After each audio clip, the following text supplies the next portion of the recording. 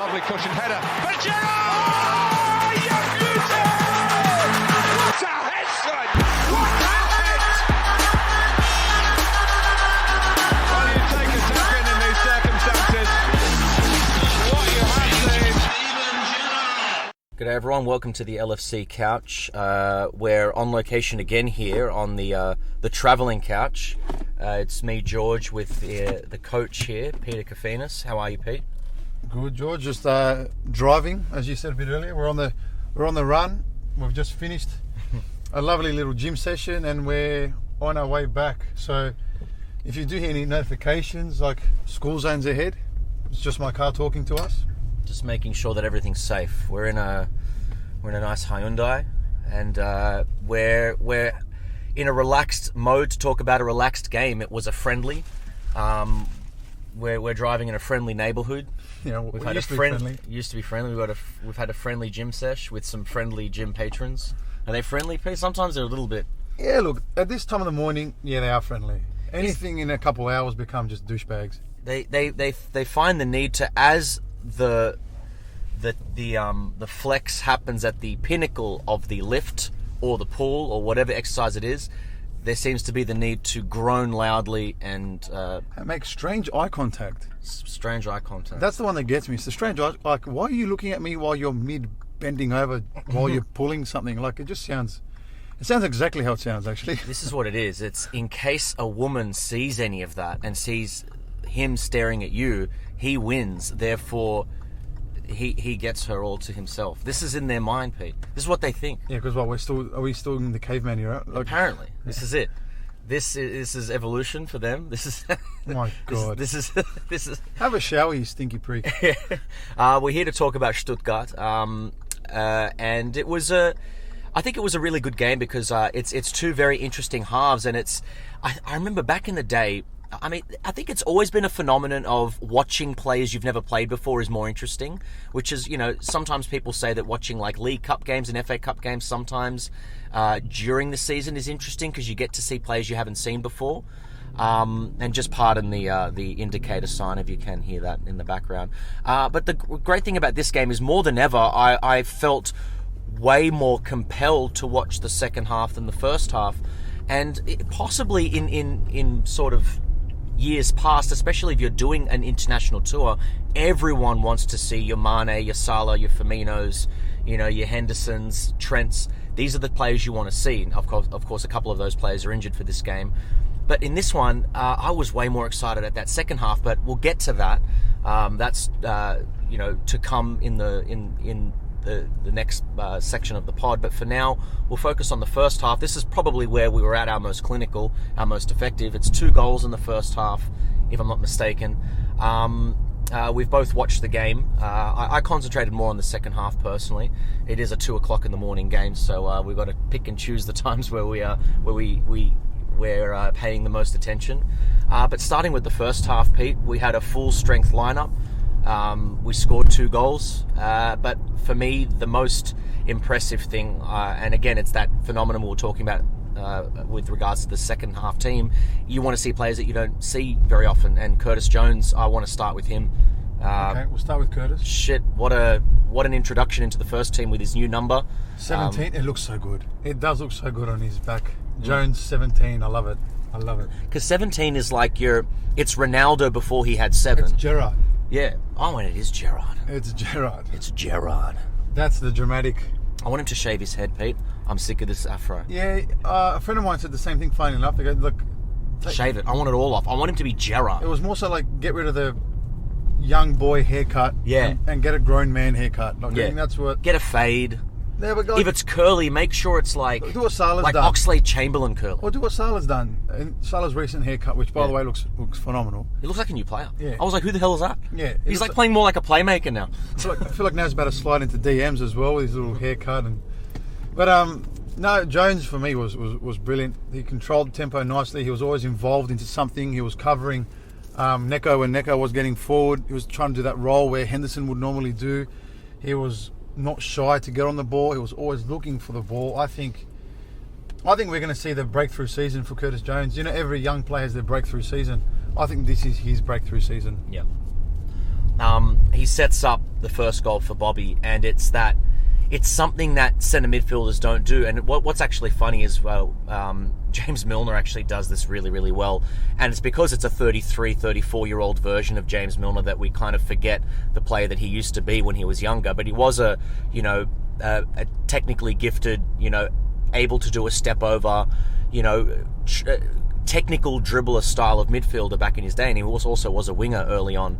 But we're seeing that from Curtis Jones now, albeit a lot quicker than what Milner does. It's that ability to sell the defender and not play the pass when everyone's thinking you should play it.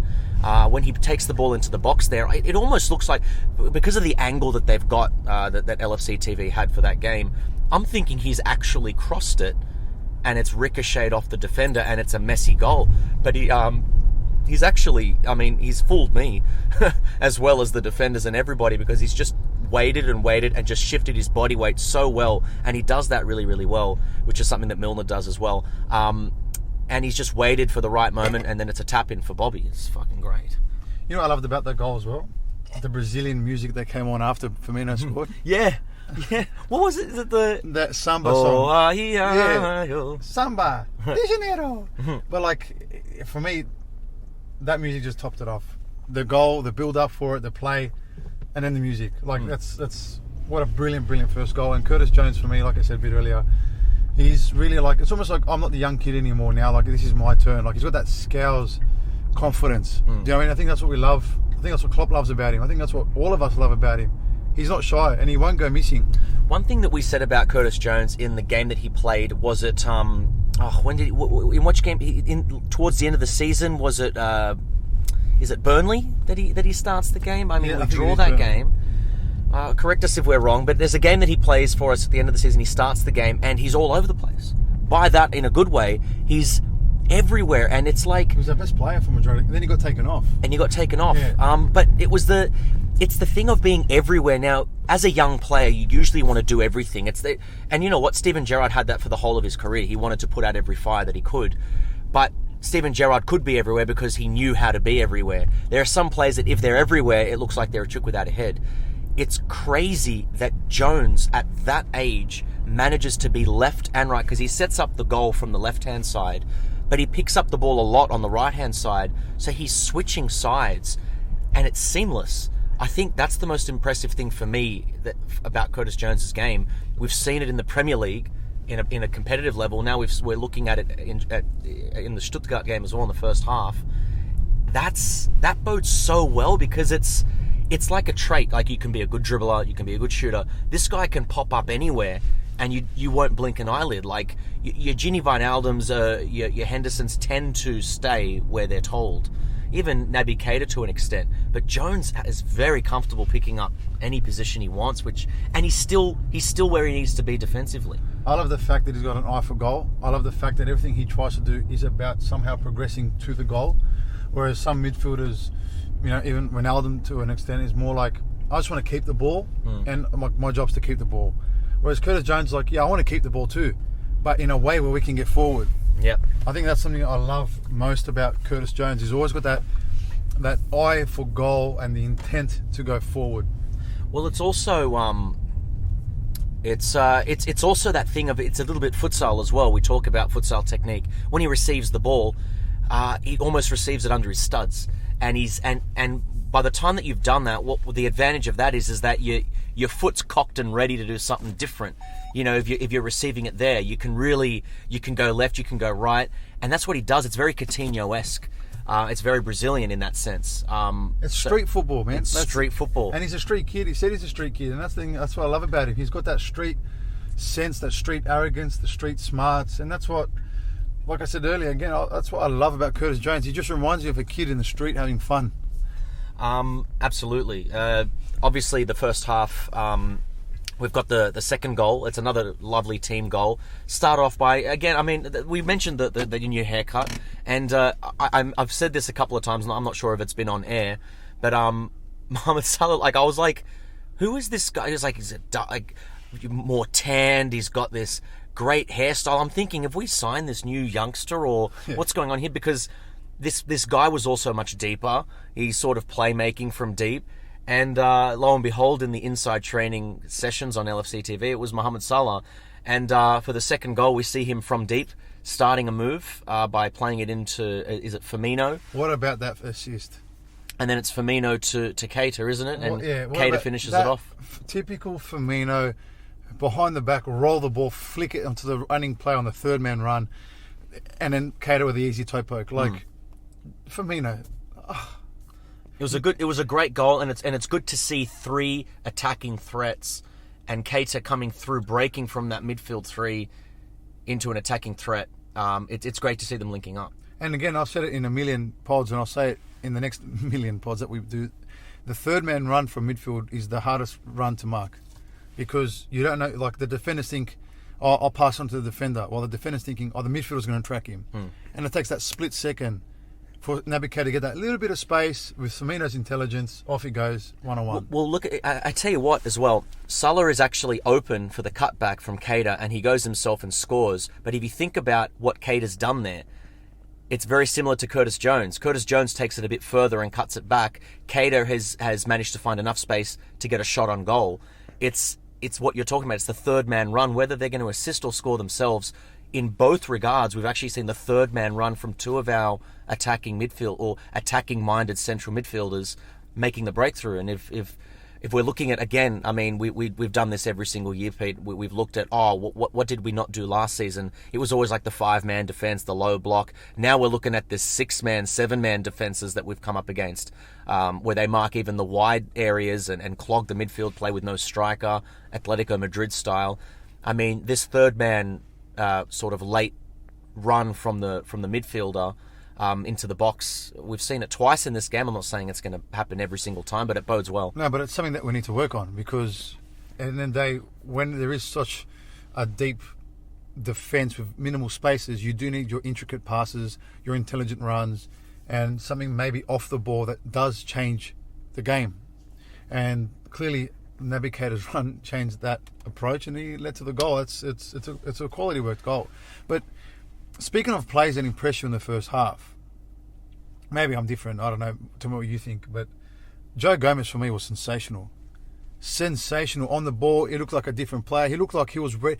It was almost like Van Dijk was in like gear one, just being a sexy bastard on the field and making no mistakes as always. But like Joe Gomez, for me, his attitude towards the game was like, it was almost like a final. He put that guy through the bloody signage and popped his shoulder wherever he did. Just like, no, this is my ball. And every tackle, he was smashing people in the tackles. He was quick to recover. His passes were crisp. I loved the energy that Joe Gomez brought in that first half. It seems as though also that it's almost like he's... I think we've chatted about this. We chatted about a couple of players. I think we were doing some of our player reviews, and we're talking about the development of players, and they're adding. They're safe players. I think we talked about it in a fullback pod, which may or may not be released by the time you hear this. But we've got some beeping going on behind us. But with Joe Gomez, it seems as though he adds. He's got all these weapons ready to go, and I wouldn't be surprised if there might be a coach in his ear saying like, "Oh, just hold off on this aspect, because we saw it more and more last season, the journey into midfield with the ball, and it's something that it's almost we're seeing some of our younger centre backs try to do it now as well. It's I love that Gomez looks like he's poised to do that more this season as well. And far out, that's another weapon to have. If you've got a centre back marauding through, no one knows what to do. It's kind of like his strength and size and speed. It's unbelievable. And I think before we move into the second half, I'm going to just ask you: was it me or did Alisson look fat? I wasn't concentrating enough on his physical appearance, but he looks a little bit chubby. He looked, maybe it was the jersey, maybe it was the camera angle, I don't know. I thought he had one too many sausage rolls. For me anyway, so if you guys are listening to this, let us know, because is it my eyes or is it the jersey? You know what it reminds me of? Like when you get those sometimes there's like those weird like bizarro world like comic books, because we always say he looks like Superman. Yeah. It's like in those ones where Superman's retired, he's got a little bit of a gut. He's in an apartment, got a beard. I've never tested, so what's the point? I'm just going to put on some weight, no one will notice. Yeah. Although in that inside training session, he's getting in the top corner. Wow. And Karius looked good too. Karras, well, that's an interesting conversation. Maybe we'll have that conversation another time about the goalkeepers. But we move into the second half. Adrian starts in goal for that. Yep. He looked okay. Yeah, he did some good things. But like I was saying before, I think the second half is more interesting to watch because we've got some players in there that we don't know if we're going to keep or not. The first one being, or not necessarily keep or not, or whether they're going to feature for us. We've got Rian Brewster up front, who gets his goal, by the way. Typical poacher's goal. I love him. It's interesting because we kind of sacrifice a few things having Bobby as our centre forward. You know, you sacrifice maybe the poaching the poaching positions. You maybe sacrifice a striker that's always going to be in the box, but you're getting so much more. And I think with Brewster, if he learns how to do the things that Firmino's doing, we might be sacrificing one or two skills of Firmino, but we're going to be gaining that poacher's, ability. And it's kind of like, it's like the Van Nistelrooy thing with Manchester United. It's like no matter how shit he plays, he's going to score a tap-in for you. And if Brewster can just be that, he can kind of slide into this team unknowingly and kind of just under the radar get into the team just for the pure fact that he's there for scrappy goals. Well, it's hard to teach. I've expressed my love for Brewster on many occasions. I think in terms of, everyone talks about we need Firmino help, whatever it is. Well, the answer's not Origi, because Origi's not either. He's not a poacher and he's not a connector like Firmino. So for me, that's why it doesn't look good when we're taking off Firmino and bringing on Origi, because he's neither. Mm-hmm. He's here or there. He's just somewhere. He just runs. Brewster, he may not be the complete connector that Firmino is, but he's the other one. As you just finished saying, he's that number 9 poacher off the shoulder, that Inzaghi kind of like, where it's like, I just need to get in the box, give me the box, and give me the ball somewhere near the box, rather than I'm gonna connect Salah, I'm gonna connect Mane, I'm gonna connect Keita. It's more so let's just build up, and I'm gonna go in the box. Do you know what I mean? Yeah. So that's why for me, Brewster is ideal. So, okay, it's clear we're not going to sign anyone up front. Just keep Brewster. Just keep him. I love him. What he did for Swansea was excellent in a very difficult league at a very difficult stage of the season, like all the late goals and stuff like that he scored towards the end there. And he's also scoring the first goal in a lot of those games and the decisive goals, which is really important. Yeah, so as you said, decisive goals. So I don't know. For me, it's very easy. Keep Brewster. I love him. In the second half, we've also seen. We'll get to Tsimikas because it's probably a little bit easier to analyse him because we know he's going to be here for the duration of his contract at the very least. But we've got Grujic, who I found interesting because we've talked about Grujic a lot. You're a big fan of Marko Grujic. I'm a fan of him as well. Because he's technically the first Klopp signing, if I'm not mistaken. One of, yeah. I'm pretty sure he's one of, if not the first, because he's kind of signed like in the off season of one of the transfer windows. I mean, he seems like a Klopp player in that regard, but the Klopp player has kind of evolved since then. He has a couple of sort of sloppy passes here and there, but I mean, he looked like a really good option for us if we can't find a midfield option. But if we're getting someone like Thiago in, it's kind of hard to see him staying, although he'd be a great number 6. But then you've got Henderson.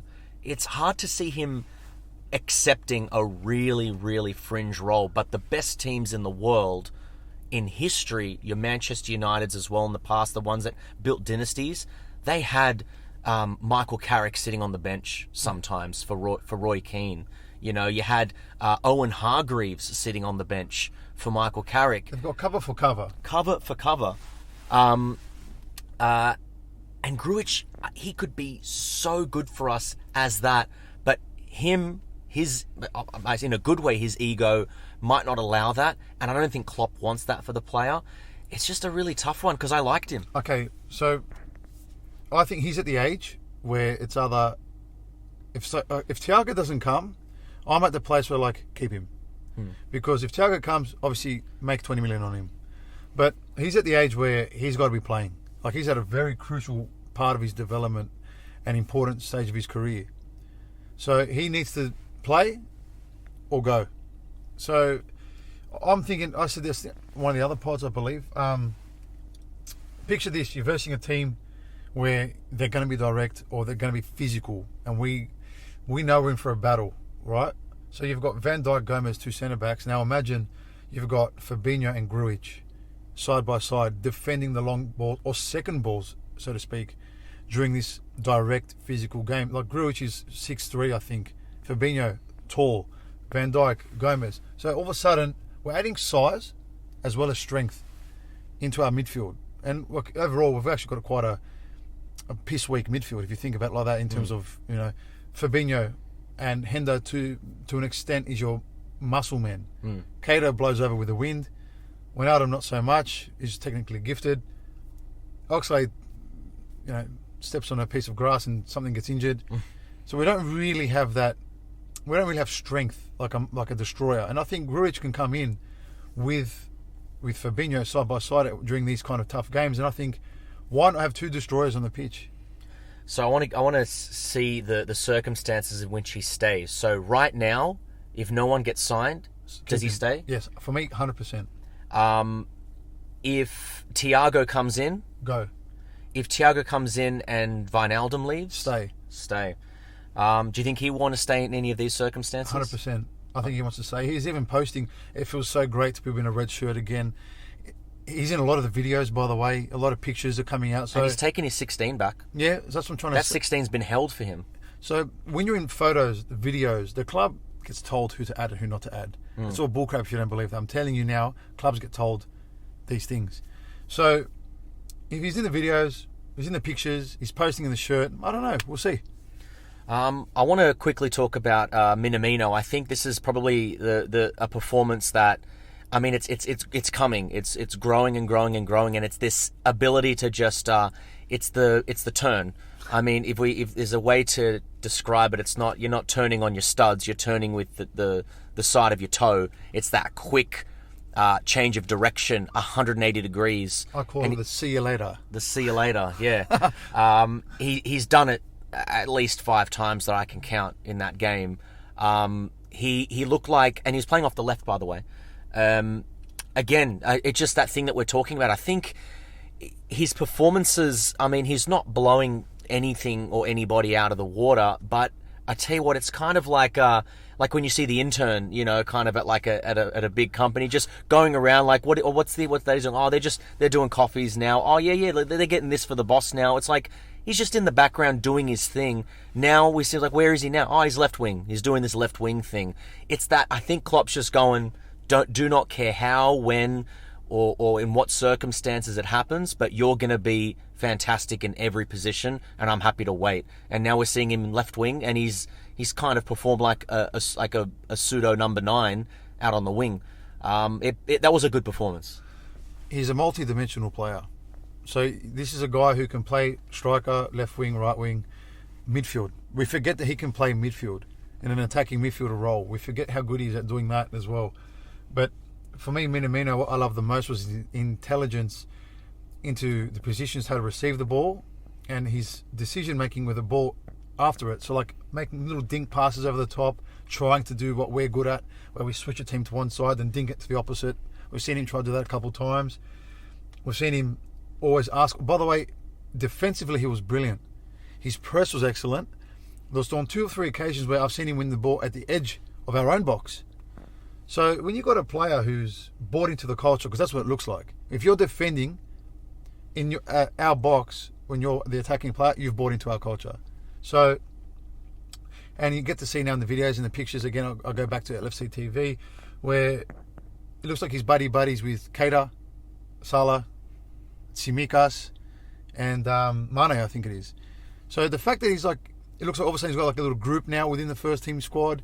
He looks a lot more comfortable with a proper pre-season, or not proper because it's shortened, and let's call it, he's had a 6-month pre-season anyway. I think we're going to see the real Minamino next year, and I can't wait. I'm so excited. The thing as well, we keep talking about it on this on these pod series, me and Pete. But the main thing that I've noticed with him is that, like I just said before, Klopp's trying him everywhere. Not trying him, getting him ready everywhere, because he wants this player to be, I need a job to be done, you go in.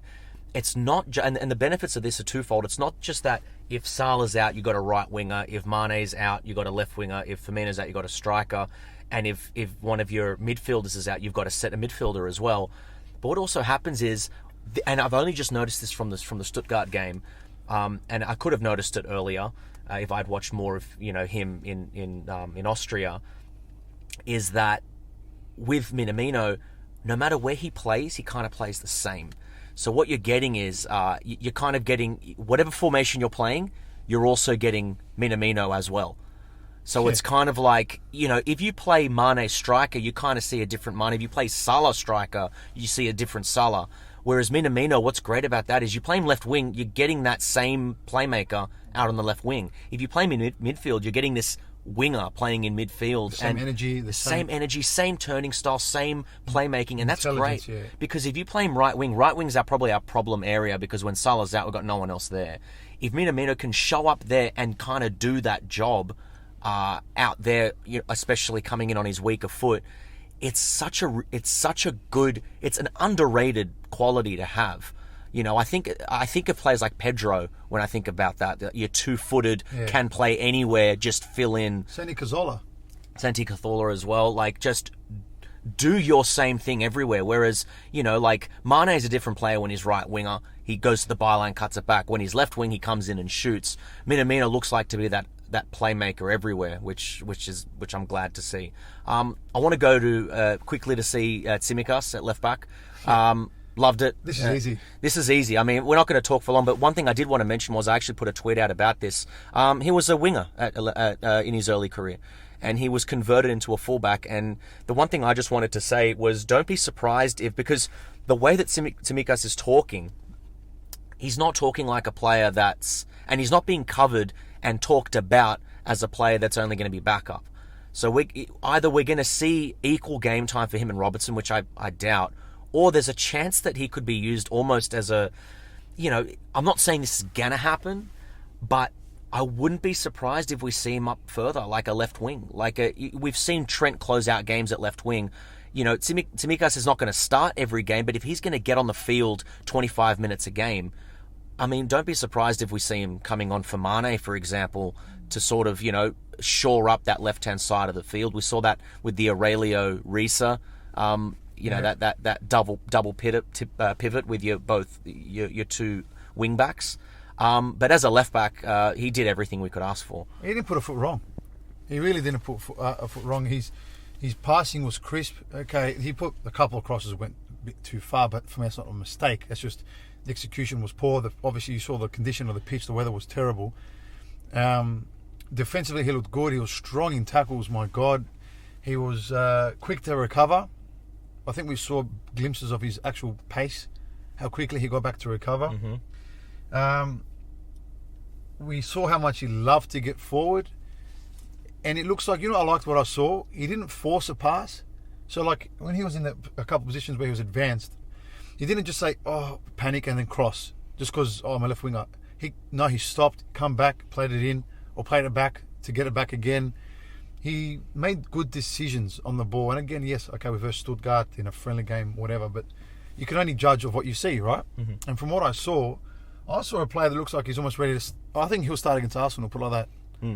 In the Community Shield. I think he'll start. It's a good chance for him to start in a competitive game. I want to quickly go over the back line. We had Herver at right back. I think we've talked about Herver a couple of times. He kind of does his job.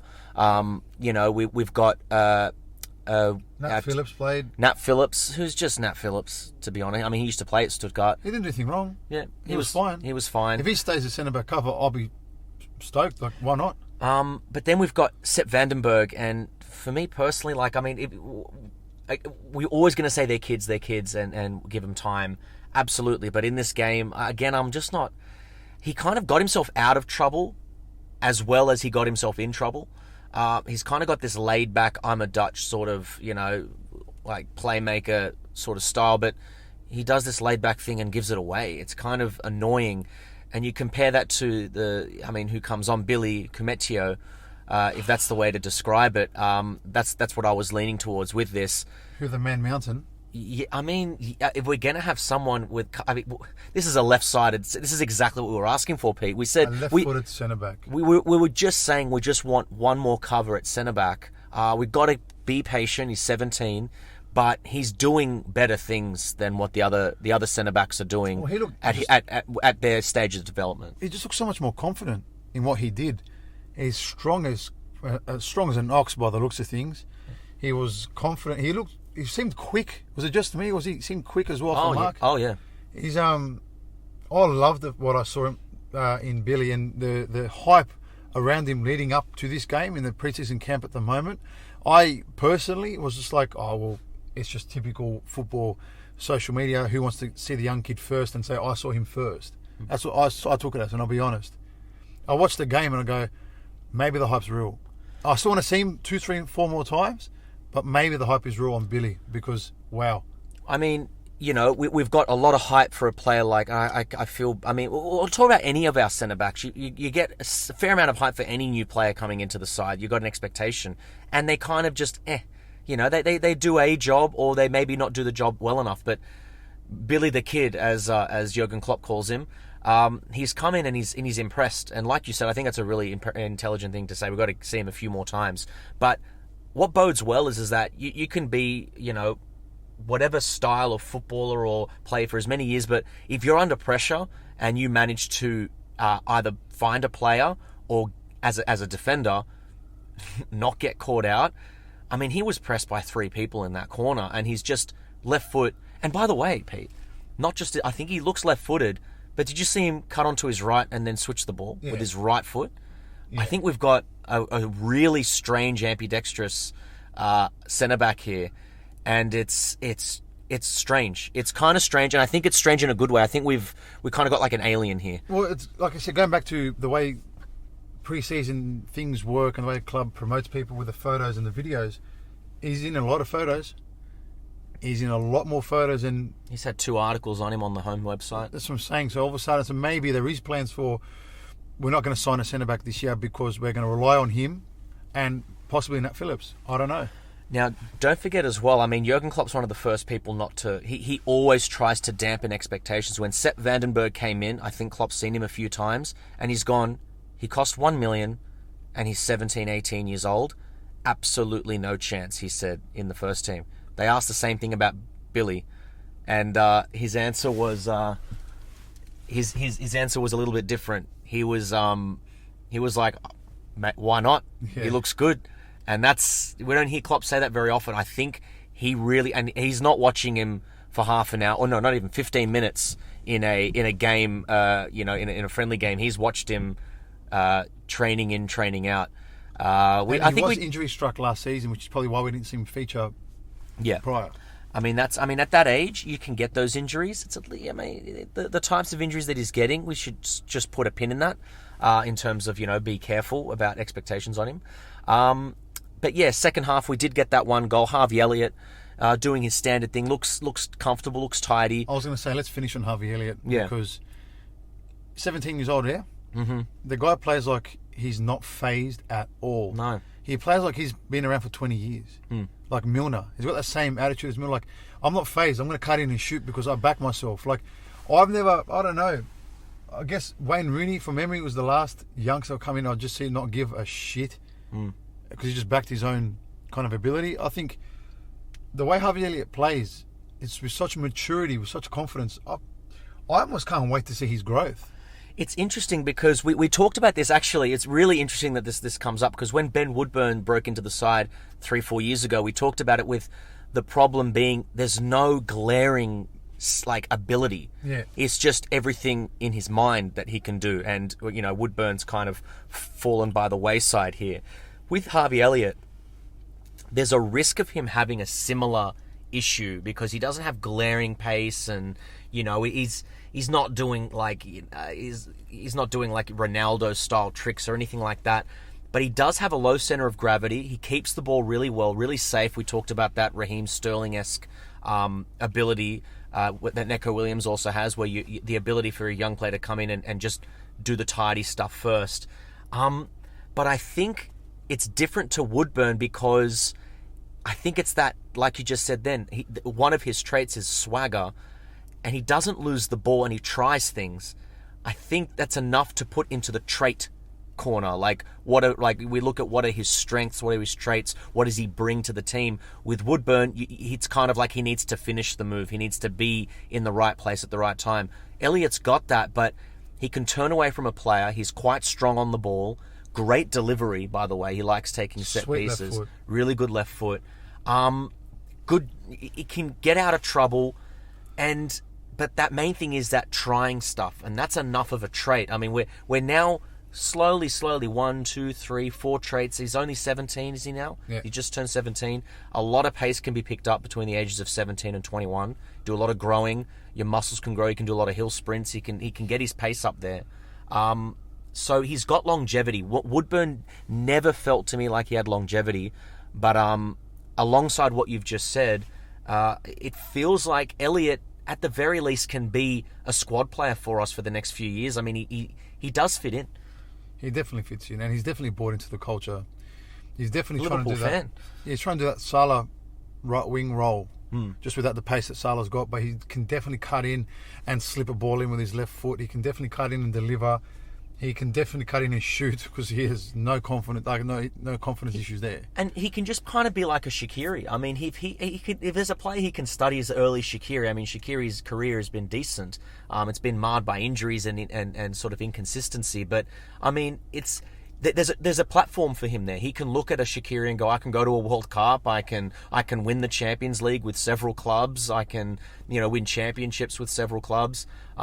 There's a trajectory for him, which is the most exciting thing. Look, I can't wait to the Salzburg game because I think your likes of Elliott's, Minamino's, Koumetio, I think Tsimikas, I think they'll start this game, and I think the regulars will get a rest. Well, as we wind down, when is the next game roughly? Next couple of days. Next couple of days. So I think we're based on what we've sort of seen. You can tell the players that we're most interested in seeing. It's usually the players that we haven't seen as much. Obviously, the other players, your Salahs, Manes, they all performed well. They did well. Keita, Van Dijk, Robertson played at left back first half, and then in the second half, James Milner came on. He was quite good. But we're most Wijnaldum, yeah. But we're more excited to see these new players, and hopefully we see more of them in the Salzburg game in a couple of days. Yeah. But it's a 3-0 win. 3-0 win for Liverpool. Victory over Stuttgart. It looked good. Stuttgart are actually further along in their development. They're not the greatest team in Germany, but they've still got pedigree. And I think Liverpool was a good test for them. But still plenty more to come, I'm sure, from Liverpool. You'll hear from us after the Salzburg game, I'm sure. Yeah, which will be a pre-Community Shield game as well. And yeah, absolutely. Yeah. But anyway, hope you've enjoyed that. We have. We enjoyed the game. We enjoyed the analysis. And we'll speak to you guys soon. Lovely cushion header.